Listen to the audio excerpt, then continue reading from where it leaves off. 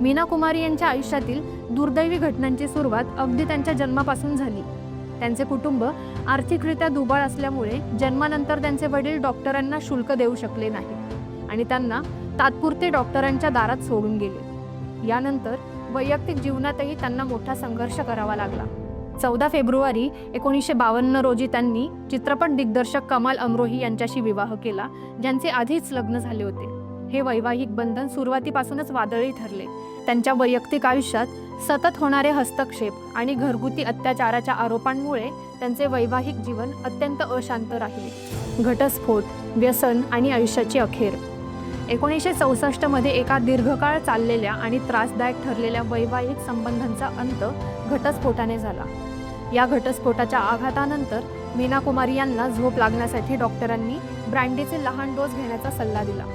दुर्दैवाने हे औषध हळूहळू एका विध्वंसक व्यसनात बदलले, ज्यामुळे त्यांच्या आरोग्यावर गडद सावट पसरले।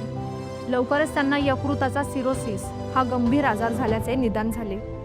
ऐका हो ऐका मराठी पॉडकास्टच्या पुढील अपडेट्स जाणून घेण्यासाठी आमच्या चॅनलला सबस्क्राईब करा व बेल आयकॉन प्रेस करायला विसरू नका। धन्यवाद।